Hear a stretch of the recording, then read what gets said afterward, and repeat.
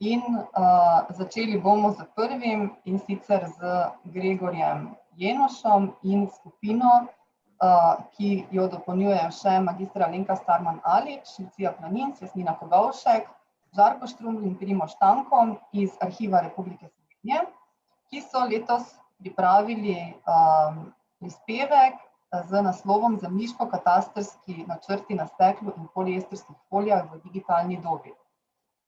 To nam bosta predstavila Gregor Jenoš in Lucija Planinc in jima kar predajam besedo.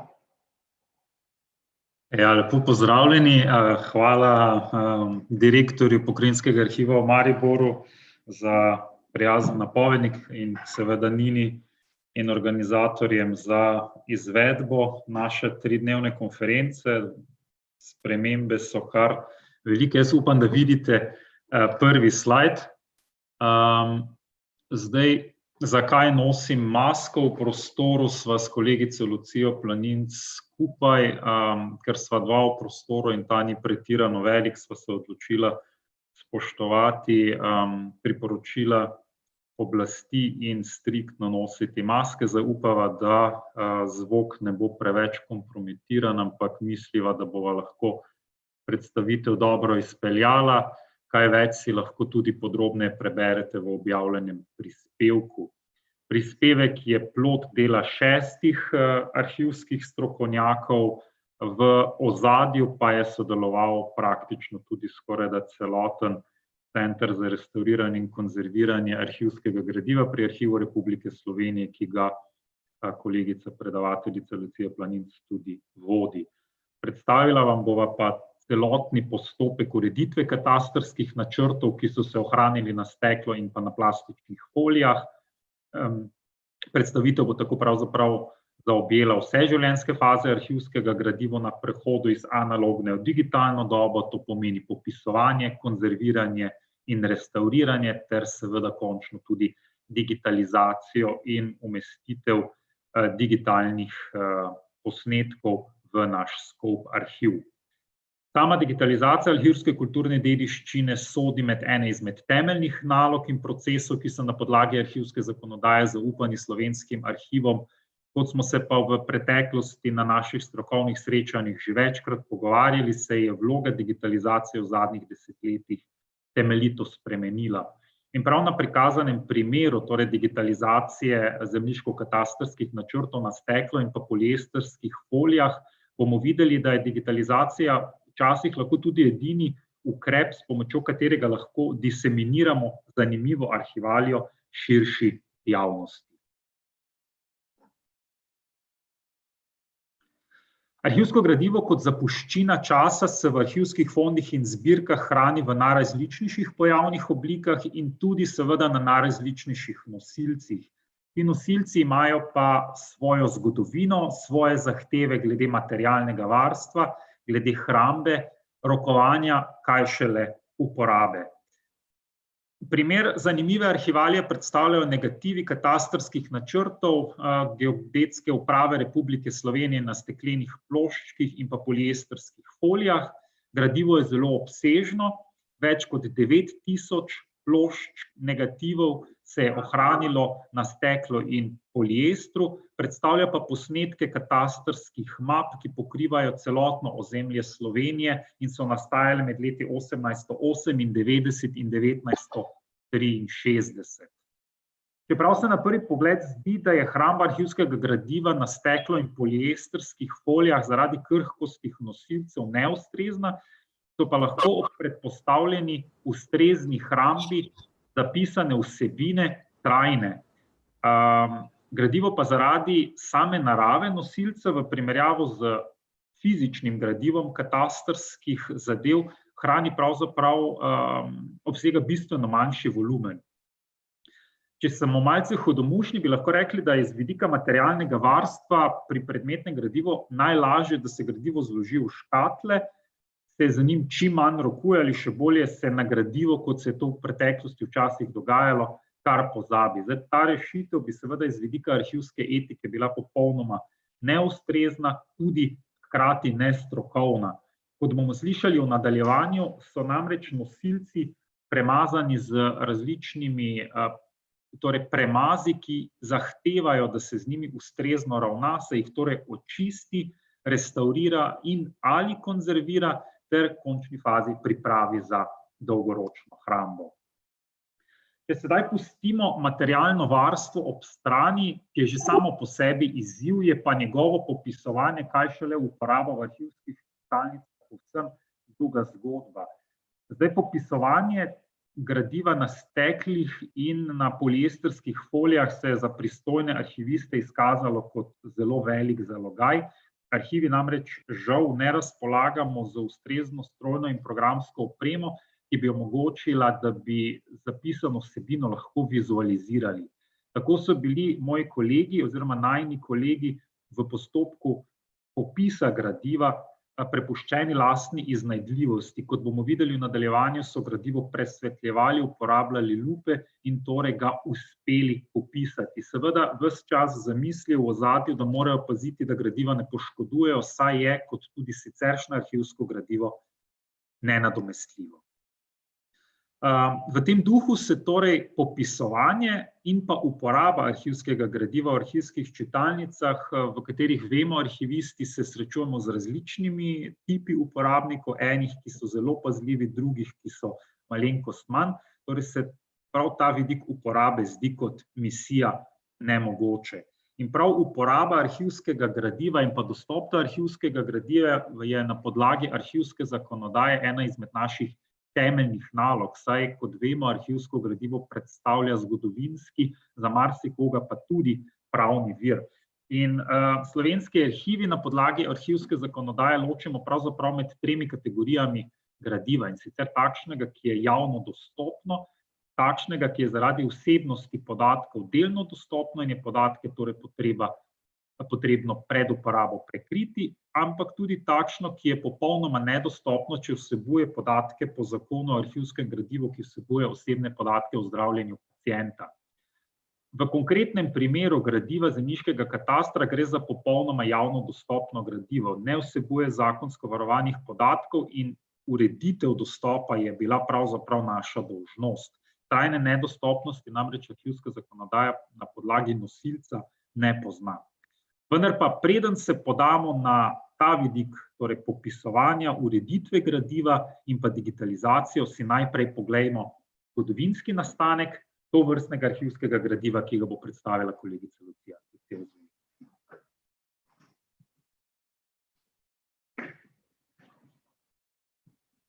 Lepo pozdravljeni še z moje strani, jaz upam, da me slišite in vidite. Bom kar nadaljevala. Uvodoma bi rada najprej povedala nekaj o sami fotografiji, in sicer beseda izhaja iz starogrškega jezika in pomeni fotos svetlobo, grafin oziroma grafi pisati, kar pomeni, da je fotografija v bistvu narejena tako, da jo pišemo svetlobo, kar je dejansko tudi res. Seveda danes delimo fotografijo na analogno in digitalno. In sicer bistvena razlika med njima pa je, da prvič je na različne načine narejena slika in pa tudi drugič na različne podlage. Pri analogni fotografiji lahko rečem še, da jo delimo tako na pozitiv in negativ, pa tudi na barvne in črno-bele. Zdaj, analogna fotografija nastane tako, da svetloba vpliva na neko svetločutno snov, ki je na neki podlagi, in običajno potem še s kemičnimi postopki naredimo sliko, ki je vidna. Pri digitalni fotografiji pa nastane pravzaprav v digitalni kameri. In tukaj, ko svetloba prehaja skozi snemalno vezje s fotoelementi, so ti občutljivi na modro, rdečo in zeleno barvo in ti potem tvorijo trikromatsko sliko, ki jo potem pač s posebnimi matematičnimi preračuni spravimo, bom rekla, na pomnilnike. In če smo čisto iskreni danes, lahko rečem, da pravzaprav tam fotografijo pustimo in je pripravljena tako na pregled, ogled in pa seveda si jih lahko potem natiskamo, to pa ponavadi tega ne naredimo. Preden gremo kaj več, da vas seznanim z negativi, bi pa povedala o prvi fotografiji na svetu, to je heliografija, ki jo je med leti 1826 in 1827 izumil Jozef Nikifor Njep. To je fotografija na kositrni plošči, naredil jo je pa tako, da je na ploščo nanesel asfalt pomešan s sivkinim oljem. Ko je ta zmes suha, postane svetlobno občutljiva in je to ploščo vstavil potem v preprosto kamero obskuro in jo osvetljeval 8 ur. Ko je ta latentna slika nastala, jo je potem še razvil v mešanici raztopini belega petroleja in sivkinega olja, kar je dejansko s tem dejanjem spravil neosvetljene slike oziroma dele slike.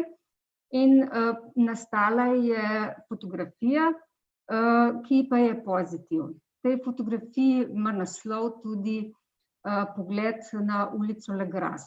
Zdaj tukaj na slajdu vidite na desni, pravzaprav na levi strani je ta fotografija. Hočem povedati pa to, da je to realno stanje namreč zelo bledi. In na vaši desni strani pa vidite isto sliko, ki je mogoče še malo poretuširana in starejšega datuma, da se bolj vidi. Tisto, kar pa hočem s tem povedati, pa je, imate fotografijo na sredini. Fotografija se hrani v Harry Ransom Centru, to je del Teksaške univerze v Austinu. In ko jo vidite, pravzaprav za njo so naredili takle okvir oziroma komoro v dušikovi atmosferi. In sicer notri je vgrajen tudi zelo občutljiv visokotehnološki senzor, ki zaznava najmanjšo spremembo v atmosferi. Zdaj, jaz upam reči, da to znanstveniki največ, kar do danes lahko naredijo za to dragoceno svetovno dediščino, kot ta fotografija je. In jaz verjamem, da jo bojo še s to pozornostjo še ohranili za naše zanamce. Seveda, s to fotografijo sem hotela tudi pokazati, se je začelo obdobje fotografije, ki pa traja še danes. Jaz si upam reči, da negativov poznamo bolj malo oziroma bolj so poznani pozitivi. In so to prav glavne značilnosti negativov je, da imajo sliko ravno obratno, kot vidimo. Če tako preprosto opišem, če pogledamo nek prizor s prostim očesom, recimo, da je ta hiša bela, z belo fasado in črno streho, bo njena slika na negativu ravno obratno. To pomeni, da bo bela fasada črna oziroma temna in pa črna streha bo na negativu bela oziroma svetla. Vse negativi so srebrove fotografije, to pomeni, da njihovo sliko delajo srebrovi delci. Vedno negativ nastane v kameri in pa tako, da ko nastane najprej latentna slika, negativ potrebuje razvijalec, da ta slika postane vidna, ki pa je negativ. Vsak negativ je unikat in seveda omogoča, da potem iz njih naredijo več enakih pozitivov. Z izumom negativa se je takrat fotografija tudi zelo spremenila in je nekako nadomestila tiste prve unikatne, kot so dagerotipija, ambrotipija in ferotipija. Njen nosilec je vedno prozoren, to pa zato, da lahko preseva skozi svetloba. Kot rečeno, že fotografije nasploh, pa to velja tudi za negative, so sestavljene iz večjih plasti. Običajno je to nosilec, v našem primeru je to lahko papir, steklo in plastika, da tako rečem. In pa naslednja plast je emulzija oziroma vezivo. Vezivo je lahko prav tako albumin, je lahko kolodi in pa potem običajno imajo tudi zaščitni lak na vrhu, nimajo pa vse. Seveda ti materiali so občutljivi, ker so organskega in pa tudi anorganskega izvora in zato potrebujejo pravzaprav posebno pozornost pri, bom rekla, trajni hrambi. Kot vidite na posnetku tudi so razvrščeni negativi in sicer kronološko. Kot vidite, pravzaprav se vračam čisto na sam začetek in se mi zdi, da je prav, da vam pokažem, kateri negativi sploh so se začeli oziroma kako so se razvili in kateri obstajajo. Kot vidite, nekateri so enega kratkega obdobja bili izdelovani, nekatere pa lahko še danes, in da ne bom predolga, ne bom potem še kasneje vsakega posebej pokazala. Zdaj, če začnemo z prvim negativom na svetu, ki ga je izumil Henry William Fox Talbot leta 1841, je to negativ na zelo, zelo tankem papirju. In sicer običajno so ti negativi premazani tudi, oziroma sam papir z olji, to pa zato, da postane transparenten, kar pomeni, da gre čim več svetlobe skozi. Iz njih so izdelovali pozitivne solne fotografije in pa ta negativ nima veziva, zato so srebrovi delci, ki delajo sliko, pravzaprav umeščeni kar v papirna vlakna. Naslednji negativ, ki je bil izumljen leta 1847, je izumil Niepce de Victor. To pa je, če ste že slišali, pa pozorni bili prej, pravzaprav nečak tega gospoda, ki je izumil prvo fotografijo na svetu. Za albuminove negativ fotografije lahko rečem, da so izjemno, izjemno redke. Zelo kratek čas so jih izdelovali, predvsem zato, ker se je albumin, ki je bil nanesen na steklo, zelo rad je odstopil od samega stekla in se ni v bistvu tako obnesel. Iz njih pa so izdelovali pozitiv fotografije tako albuminove, kot pa tudi solne. Moker kolodijev negativ na steklu je leta 1851 izumil Frederick Scott Archer. To je negativ na zelo, zelo debelem steklu, ponavadi je neravno, ki je ročno narejen, tudi robovi so neravno odrezani. Tudi kolodij je tako nanesen ročno, ker ga je pravzaprav fotograf nalil na samo stekleno ploščo. In ponavadi so tudi robovi brez nanosa. Zdaj, zakaj ima ta negativ tako ime? To pa zato, ker je moral biti kolodij še moker skozi cel postopek izdelave fotografije. Se pravi, če se je prej posušil, negativ ni nastal, ni bil dober pravzaprav. Iz njih so izdelovali pozitiv albuminove fotografije. Lahko pa rečem, da sta in ta negativ in prejšnji albumin, če to povzamemo v današnji čas, dajali zelo dobro resolucijo pozitivnim slikam in so bili zelo kvalitetne slike. Srebrov želatinski negativ na steklu je že leta 1887 izumil Richard Leach Maddox. Velika razlika od prejšnjih negativov pa je pri tem to, da je bil narejen že popolnoma industrijsko, pač razen nekaterih prvih. In sicer tako steklo kot tudi emulzija je bila že industrijsko narejena, kar pomeni, da je fotograf te negative lahko kupil, pač škatli kupil in je potem že pripravljanje uporabil za slikanje. Pri teh negativih so delali predvsem te srebrove želatinske fotografije pozitiv s kontaktnim kopiranjem, potem srebrove želatinske fotografije, tiste, ki jih narediš skozi razvijalec, ki jih mi tudi najbolje poznamo, potem tudi še albuminove, kolodijske in pa platinotipije. Pri tem, ker so to tak tip fotografij, kot jih imamo zdaj v fondu, bi povedala še to, da je bila ta negativ narejen tako, da je na očiščeno steklo bil nanešen topla želatina, v kateri je bil dodan srebrov nitrat in pa potem tudi bromid. Med postopkom po osvetljevanju, razvijanju in spiranju oziroma fiksiranju in spiranju je potem nastala kemikalija oziroma je tista kemikalija, ki dela sliko, srebrov bromid.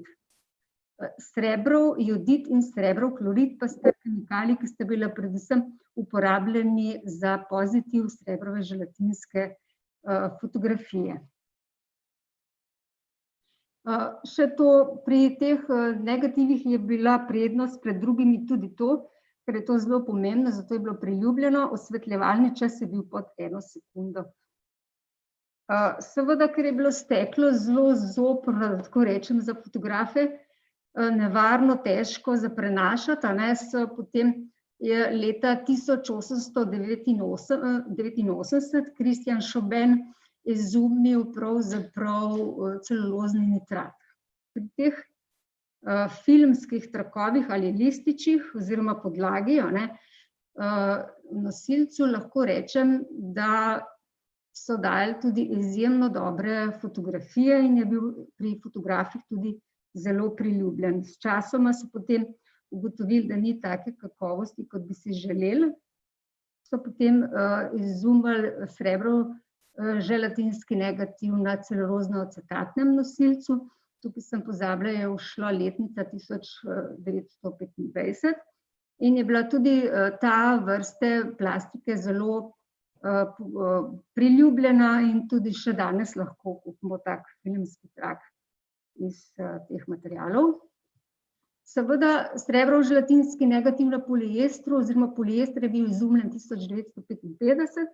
Pri tem bi pa poudarila samo to, če se smatrata celulozni nitrat in celulozni acetat za napol naravna materiala, pa je poliester narejen popolnoma iz sintetičnih polimerov in do zdaj po znanih podatkih je ta v bistvu plastika, da tako rečem, zelo trpežna, odporna in zaenkrat, če niso našli, da bi se ti negativi poškodovali na kakršenkoli način. To je zdaj konec mojega prvega dela.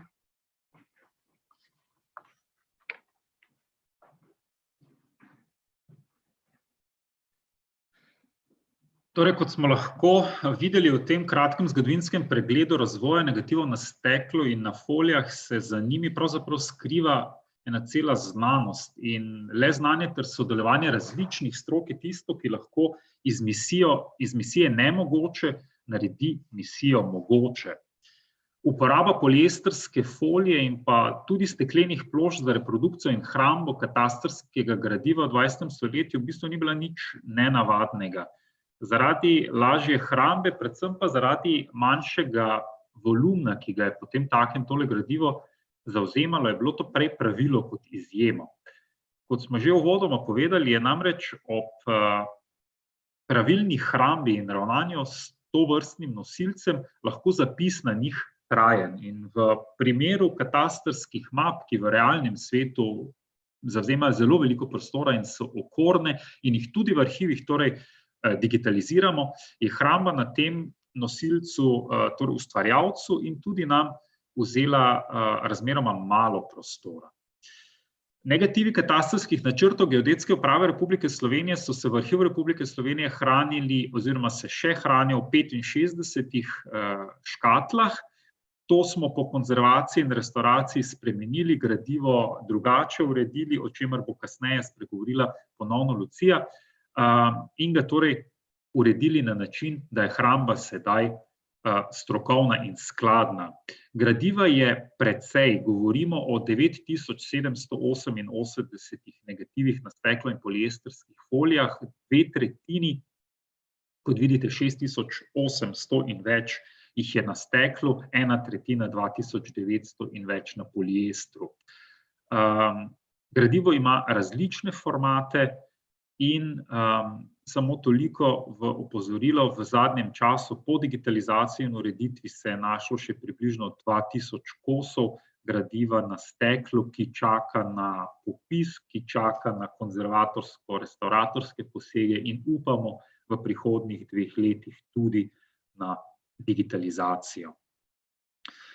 Za samo uporabnost tovrstnega gradiva je potrebno izpolniti več pogojev. Med najpomembnejše prav gotovo sodi popis arhivskega gradiva, saj popis odpre neka vrata v preteklost in pokaže veščemu uporabniku, kaj lahko pričakuje.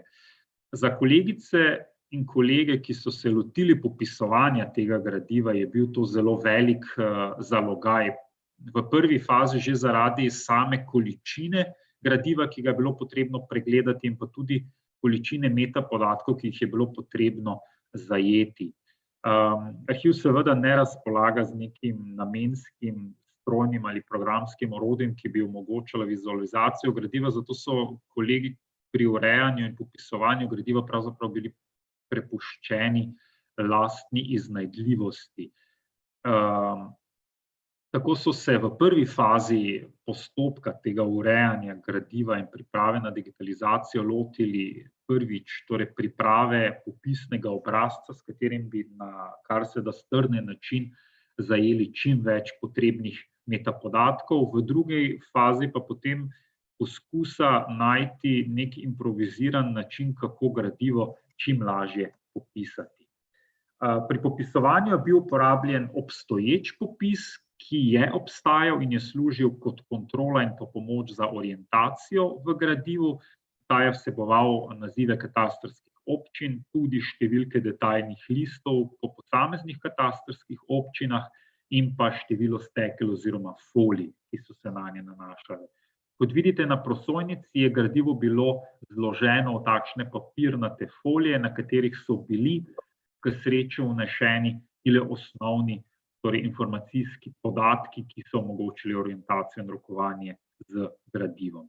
Obrazec so pa potem kolegice in kolegi še smiselno dopolnili na način, da so torej dodali tudi merila, leto izmere in podobno, številke tehničnih in popisnih enot, kar je bilo predvsem pomembno zaradi povezovanja nastalih digitalizatov z gradivom v fizičnem svetu. Pri popisovanju pa so torej si pomagali z različnimi pripomočki, ki so jim olajšali delo, bodisi z povečevalnimi stekli ali pa torej škatlami za presvetljevanje, s katerimi so torej lahko vsaj v osnovi odčitali podatke, ki so na teh nosilcih shranjeni. Popis je terjal delo večjih kolegic in kolegov, en arhivist je vnašal podatke v računalnik, dva pa sta mu izmenično narekovala podatke, ki sta jih uspela odčitati, in na tak način je torej bil oddelan kar velik korpus gradiva.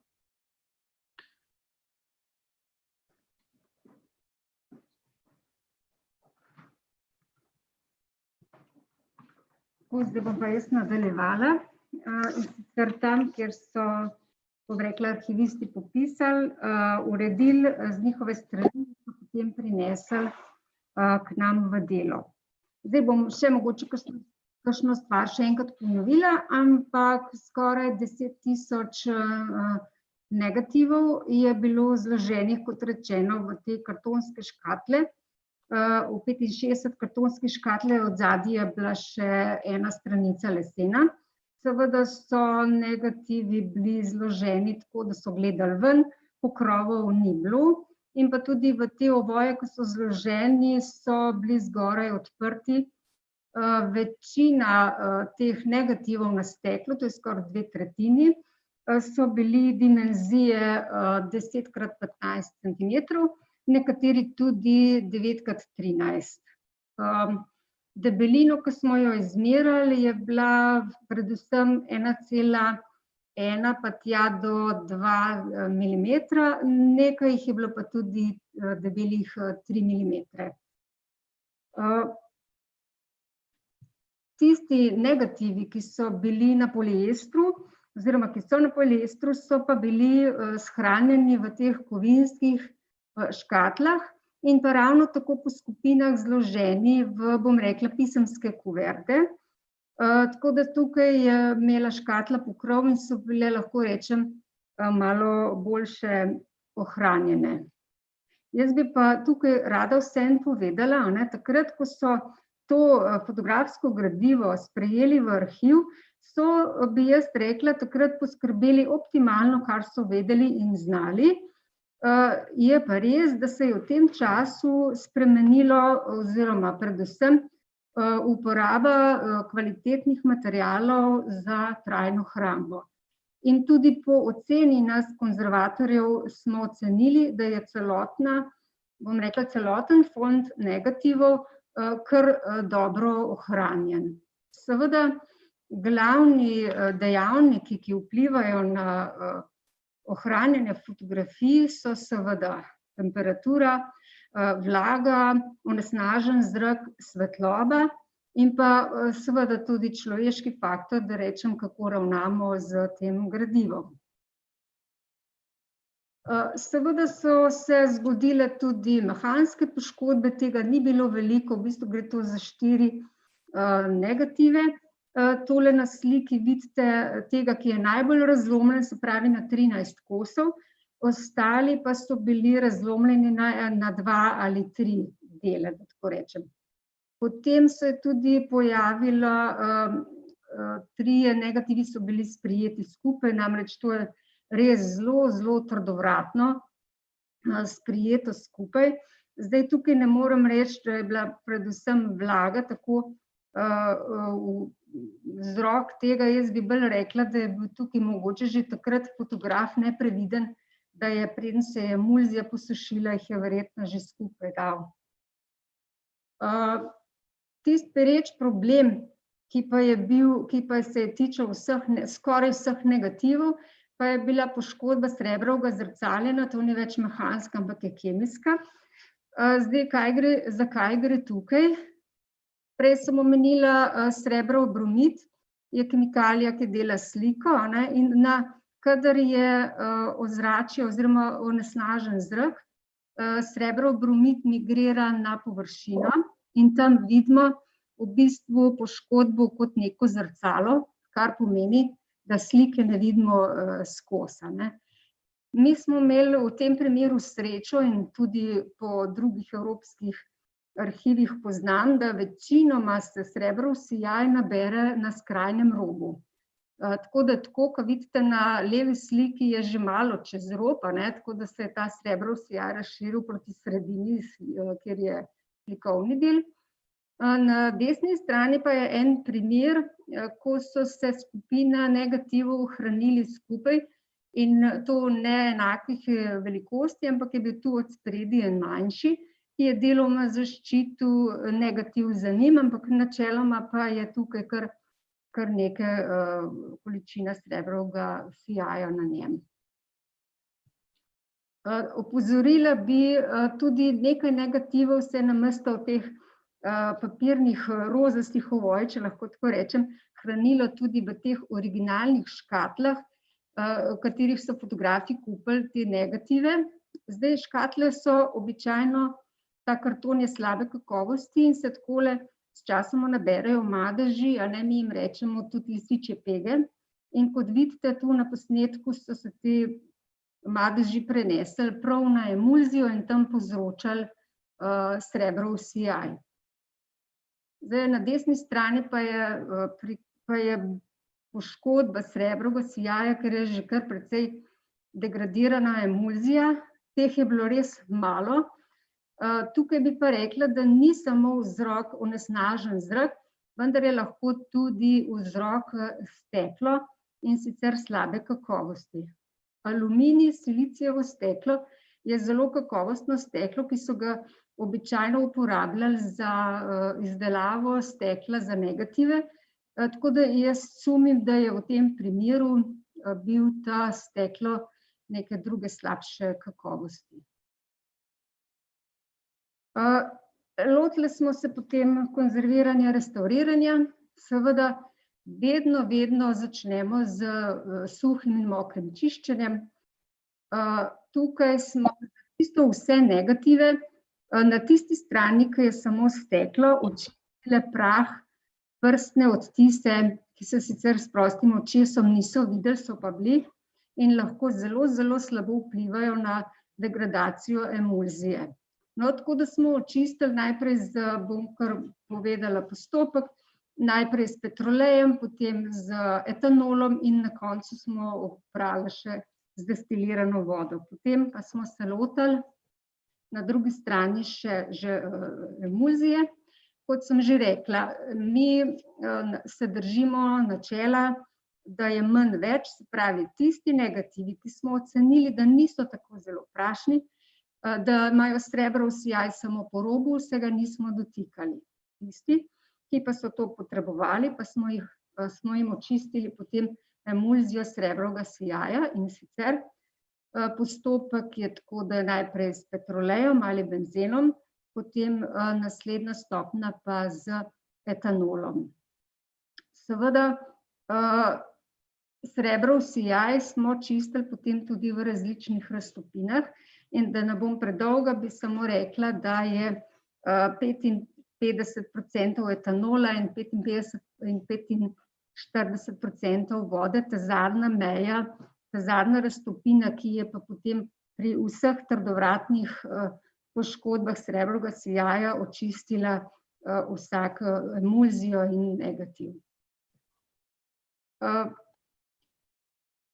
Tisti negativi, ki so bili razlomljeni na manj kosov, se pravi 2 ali pa 1, smo na emulzijski strani zalepili sem tako, če po domače rečem, improvizorično, in sicer tako, da smo po recepturi pripravili fotografsko želatino in potem se želatino lepili skupaj te koščke. In to smo rešili potem tudi tako, da smo v ovoj dodali še spodaj oporo iz muzejskega kartona in na ovoj napisali pazi zlomljeno, in da smo opozorili, da je notri zlomljen negativ. Ta negativ, ki sem ga prej omenila, ki je razlomljen na 13 kosov, smo mu pa naredili prav poseben paspartu iz muzejskega kartona. Tega nismo zlepili skupaj, ampak smo vsakemu koščku posebej naredili tako srajčko s zavihkom in zložili skupaj v paspartu. Zavihek je pa tako namenjen temu, da košček lahko dvigneš in vzameš ven, ker smo to pred digitalizacijo pripravili, tako da so lahko potem to zložili in digitalizirali. Seveda ta paspartu ima potem tudi pokrov, na katerega smo itak napisali pazi zlomljeno, opozorilo, da je notri razlomljen negativ, pa tukaj sicer na posnetku ni. Okrog smo ovili tudi trak iz Melineksa, to je posebna trajno obstojna folija, ki je namenjena trajni hrambi in pa namenjeno, da se ne bi recimo pokrov odprl, da ne bi padlo kosi ven. Tisti 3 negativi, ki so bili sprejeti skupaj, smo jih tudi postopoma v raztopini etanola in demineralizirane vode, se pravi postopoma približno 1 uro namakali v različnih koncentracijah. Ta zadnja koncentracija je seveda 40% vode in 60% etanola, namreč če je vode več, je nevarnost, da potem emulzija že odstopi. In seveda potem smo še na koncu, kako bi rekla, imeli tudi kar srečo in uspešno odstranili oziroma razdvojili negative, seveda smo si na koncu tudi pomagali malo z rokami, se pravi primeš in probaš, če gre narazen, in v tem primeru po 1 uri namakanja so se negativi lepo razdvojili, pa še potem smo jih lahko dobro očistili. Seveda, še preden smo začeli restavrirati, smo se seveda z arhivisti zmenili, da bo vsak negativ označen z, kako bi rekla, svojo oznako. In sicer po navodilih arhivistov smo takole označili vsak negativ, izbrali smo posebna pisala za trajno obstojna, prav za pisanje na steklo za negative. In sicer označili smo z številko fonda, serijo, potem smo označili, v kateri škatli je, se pravi številka škatle, potem številka mape oziroma popisne enote in pa zaporedno številko stekla, kot sem že prej povedala, da jih je bilo več v enem ovoju. Čisto vsak negativ je imel svoj ovoj, in sicer na 4, rečem, poklopce oziroma zavihke. Na zgornjega pa smo v bistvu prepisali na zgornji zavihek iste podatke, kot smo napisali na steklo oziroma na negativ. In če se spomnite, ko sem tam pokazala, so bile prej na začetku negativi po skupinah zloženi, smo zdaj ravno tako po skupinah zložili skupaj in jih zavili v bistvu skupaj v krovno mapo, kot vidite na desni strani, in smo spet iste podatke prepisali na krovno mapo, samo da smo s tem dodali seveda na ovoje še številko ime katastrske občine, ki jo prikazuje, in pa koliko število negativov je potem v tem ovoju. Pri ovojih moram poudariti še to, narejeni so iz 50% celuloze in 50% bombaža. Potem pa še to moram reči, da smo za negative na poliestru, ki so debeli samo 0,8 mm in je drugačen material kot je steklo, smo pa v bistvu zavili, da lahko tako rečem, ne v ovoj s 4 zavihki, ampak kot kuverta, ker se nam je zdelo, da ni potrebno toliko zavihkov oziroma toliko naraste potem materijala, ker se potem tudi poveča sam obseg fonda. Za oba ovoja oziroma kuverto in tudi potem za škatlo smo izbrali materijale, ki imajo PAT test. To je v bistvu Paper Activity Test, kar pomeni, da so preizkušeni materijali namenjeni prav trajni hrambi fotografij. Takole smo izbrali škatle, ki so narejene iz bombaža brez optičnih belil, lignina, zunanji vogali imajo oporo kovinsko, namreč to pride kar težko, ko enkrat zložiš negative notri, pa še spodaj je taka plastična ročka in zelo pomaga, da je potegneš škatlo tako varno, bom rekla, iz police ven. Potem pa smo še na samo škatlo nalepili etikete, in sicer po navodilih, bom rekla, kar arhivistov, oni so nam rekli, da moramo pač te podatke dati, ki so najbolj pač sledljivi, kako bi rekla, za tistega, ki gre iskat potem v depo in tako naprej, za ustvarjalce in uporabnike. Še preden smo potem se lotili oziroma vrnili to fond nazaj, kjer je bil, je pa tukaj nastala že med delom ena dilema. Zdaj, lahko rečem, da s prostim očesom težko določiš, katere vrste plastike je negativ. Zdaj, po mojih ocenah, glede na čas nastanka negativov, sem izločila, da bi bili narejeni iz celuloznega nitrata. Seveda je bila možno, da je lahko narejen tudi iz celuloznega acetata. Več metod obstaja, kako identificiraš plastiko, vendar mi smo izbrali infrardečo spektrometer FTIR na Naravoslovno-tehniški fakulteti.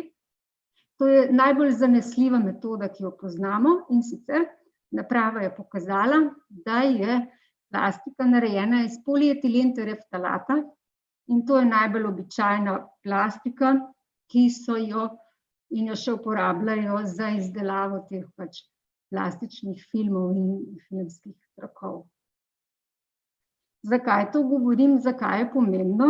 To pa zato, da smo lahko potem celoten fond shranili, bom rekla, skupaj, ker če bi se izkazali, da je recimo nitrat ali acetat, potem bi morali te negative ločiti od drugih steklenih negativov, in po eni strani smo bili tega zelo veseli in takole, kot vidite na sliki, izgleda zdaj, kako smo jih postavili v depo nazaj na isti lokaciji. Seveda nekoliko povečan obseg, to smo pričakovali, to smo se že prej smo začeli delati zmenili, če bo zadosti prostora, in pa seveda idealno bi bilo, da se hranijo pod 18 stopinj, še boljš pod 10. In pa seveda relativna vlaga, glede na različne materiale, je pač razpon med 30 in 50 relativna vlaga, vendar jaz pravim, da bi bila idealna tam 45.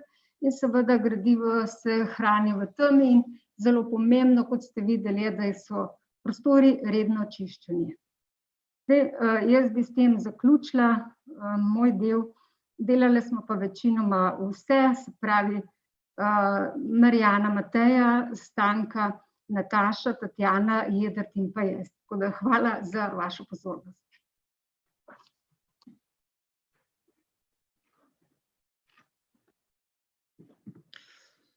Hvala Luciji in Centru za restauriranje in konzerviranje. Mi se bomo pa sedaj še sprehodili k sami digitalizaciji arhivskega gradiva. Zdaj, uvodoma je potrebno seveda opozoriti, da okvir digitalizacije oziroma pretvorbe arhivskega gradiva iz fizične oblike v digitalno obliko narekuje slovenska arhivska zakonodaja.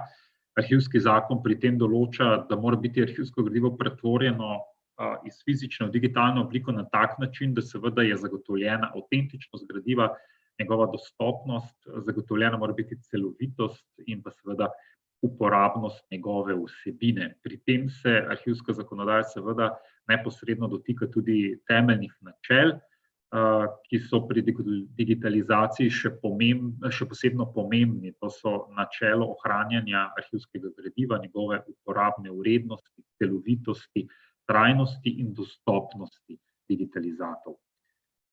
Pri digitalizaciji je zato izjemno pomembno, da sledimo konkretnim delovnim procesom, saj le standardizacija delovnih procesov zagotavlja njeno pravilnost in tudi ustreznost digitalizatov. Zakonodajalec je postopke digitalizacije leta 2017 opredelil tudi v uredbi in v drugih dokumentih, kot denimo nedavno izdanem pravilniku o enotnih tehnoloških zahtevah, o katerih bo spregovorila kolegica docentka doktorica Tatjana Heitnik. Postopek digitalizacije mora tako obsegati teh 5 točk, ki jih vidite izpisane na prosojnicah, torej evidentiranje gradiva pred samo digitalizacijo, pravilno pretvorbo z zagotavljanjem zajema vseh potrebnih metapodatkov, nato vsakokratno kontrolo digitalizatov, bodisi med ali predvsem po digitalizaciji, evidentiranje digitaliziranega arhivskega gradiva ter v končni fazi potem ustrezna hramba arhivskega gradiva, ne le v formatih za dolgoročno hrambo, ampak tudi sama hramba vseh zalednih informacij, torej metapodatkov, ki so potrebni za zagotavljanje načel, ki jih določa slovenska zakonodaja. Določila arhivske zakonodaje so plod večletnega strokovnega dela slovenskih arhivistk in arhivistov in so pravzaprav bile pretopljene v zakonodajo preko prakse.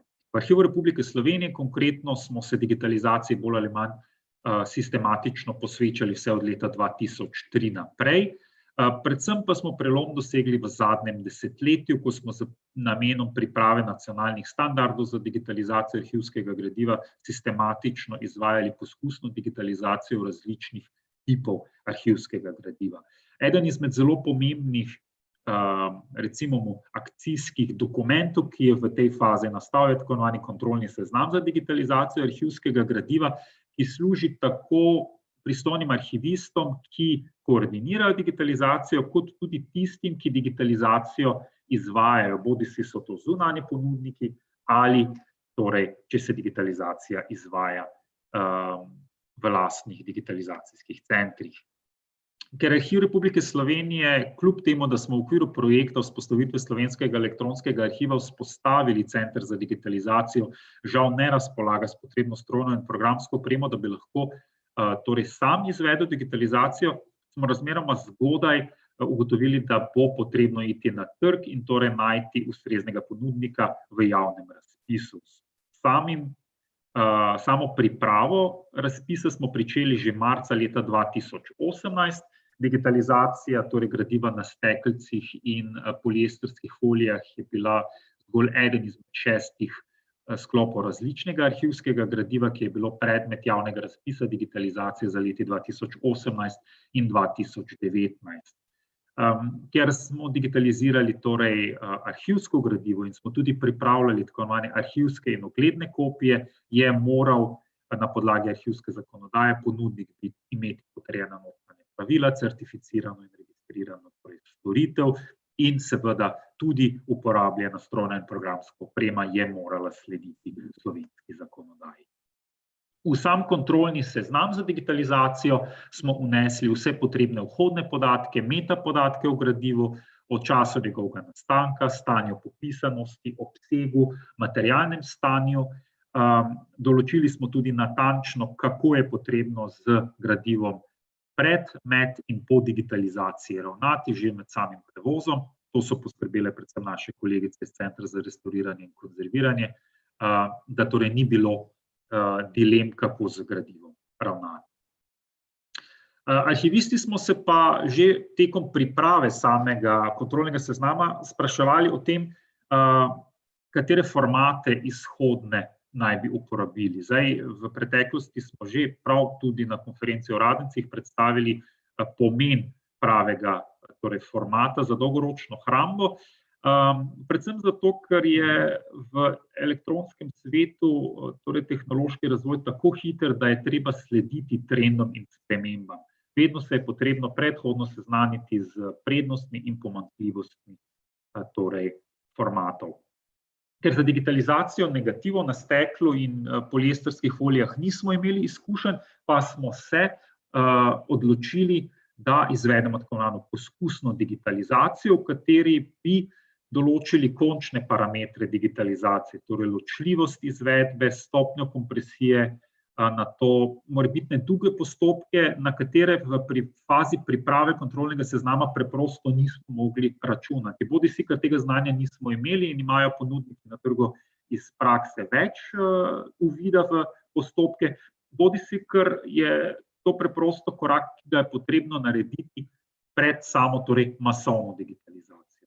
Tako recimo glede ločljivosti smo danes recimo je v PETZ priporočilo glede minimalnih vrednosti, ki jih je potrebno upoštevati. Takrat smo v bistvu tipali, katera ločljivost bi bila primerna. Torej, odločali smo se med 600, 800, 1000, 1200 dpi. Preverjali smo potem tudi barvno globino, velikosti datotek, ker je bilo pač jasno, da kot izhodna formata prideta za dolgoročno hrambo, torej upoštev TIFF ali PDF, kakšno velikost, torej datotek bomo na koncu imeli, ker vsako datoteko preprosto ne moreš ponuditi recimo kot ogledno kopijo, kakšna je recimo vsebnost metapodatkov, kompresije in podobno. Zdaj, prej sem omenil, da smo za pripravo same digitalizacije pričeli marca 2018, dejansko pa smo izvedli šele leto kasneje, marca oziroma spomladi 2019. Saj je preprosto priprava, tudi fizična priprava gradiva vzela precej časa. Na podlagi konkretnih rezultatov poskusne digitalizacije v različnih resolucijah, možnostih izvoza, smo se potem odločili za konkretne parametre digitalizacije. Za iPad, tako imenovane torej arhivske kopije, smo določili nekompresiran TIFF v resoluciji 1200 dpi. Na prosojnici vidite, zdaj na prosojnici se sicer ne vidi dramatične razlike med posnetkoma, stanje, ki smo ga preverjali tekom poskusne digitalizacije, torej imeli smo različne vhodne podatke, svetlejše, temnejše posnetke, ki jih je za nas izdelal naš ponudnik, izbrana javna razpisna mikrografija iz Novega mesta, in tehtali smo pravzaprav na posameznih pikah. Kot smo tudi v pisnem izdelku, torej prispevku zapisali, je primarna uporaba tovrstnega gradiva bila takšna, da so torej s presvetljevanjem ugotavljali posamezne detajle na zapisih, torej bodisi na stekelcih ali na plastičnih folijah. In tukaj smo v fazi poskusne digitalizacije tipali, kateri parametri so tisti, da omogočajo najboljše dobljene rezultate ob sprejemljivi končni fazi velikosti datotek. Zdaj, čeprav se zdi, da govoriti o velikosti datotek v digitalni dobi ni ravno najbolj primerno, ker je pač diskov je potrebno zagotoviti, pa je vprašanje tudi, kakšno strojno in programsko opremo uporabljamo arhivisti, ki s tem gradivom delamo. Če ti recimo TIFF odpira 5 minut, je takšen TIFF seveda neuporaben. Zato je prav potem prišla tudi razprava v ospredje, kakšen format določiti za ogledne kopije. Če smo pri arhivskih kopijah rekli, da bomo izbrali nekompresiran TIFF, vsebinski, in da bo vsaka datoteka, vsaka folija odložena v svoji datoteki, smo se odločili, da pa pri oglednih kopijah, tako imenovanih TIPIŠ, stavimo na PDF in da bo PDF torej vse posnetke posamezne katastrske občine združil v eno datoteko. Tukaj smo izhajali predvsem iz neke ekonomičnosti, uporabnosti digitalizatorjev za naše uporabnike, ki bodo v tem trenutku dostopali do gradiva še v arhivskih čitalnicah, v kratkem, ko bo zaživela tudi virtualna arhivska čitalnica, pa z oddaljenim dostopom preko spleta. In na tak način smo torej ves čas tehtali, kaj so tisti izhodni rezultati, ki bi bili najbolj uporabni. Zadnja faza projekta digitalizacije je potem bodisi v lastni hiši ali pri zunanjem izvajalcu prenos digitalizatorjev v informacijski sistem. Tukaj smo digitalizate že predhodno torej opremili z vsemi informacijskimi podatki, identifikacijskimi podatki, ki bi omogočili, da jih odložimo v Scope arhiv. V podatkovni zbirki naši je omogočeno, da se torej zajeti posnetki ogledujejo v okviru fonda SIAS 1138, Geodetska uprava Republike Slovenije. Digitalizirano gradivo je pa pripeto na serijo 1, zemljiško-katastrski načrti 1823-1970.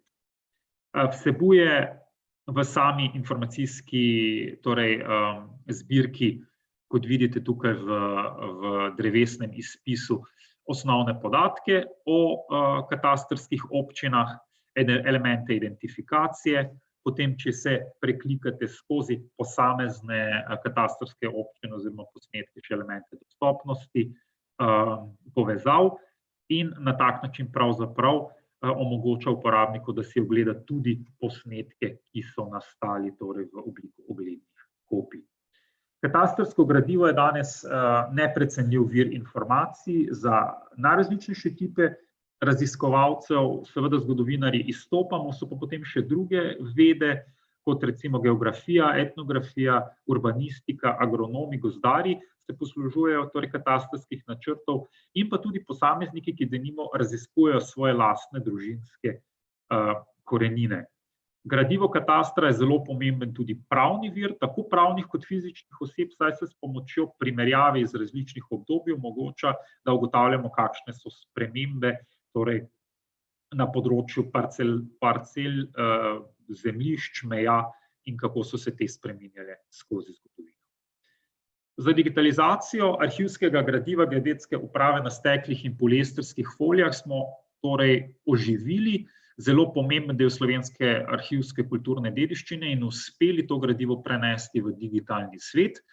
Čas bo pokazal, kaj bodo naši uporabniki uspeli iz tega gradiva izluščiti. Vsekakor je pa za arhiviste, za vse strokovnjake, ki so sodelovali pri projektu digitalizacije, to bilo zelo pomembna izkušnja, saj smo se zelo veliko naučili in bomo to lahko naučili tudi v prihodnjih projektih.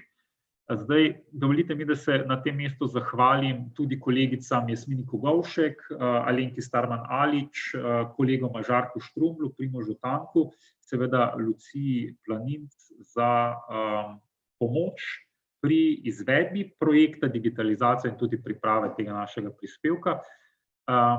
Zahvaljujem se tudi Pokrajinskemu arhivu Maribor za platformo, da smo lahko našo predstavitev predstavili in vračam besedo kolegici Nini, ter se prepuščam v nadaljnja navodila.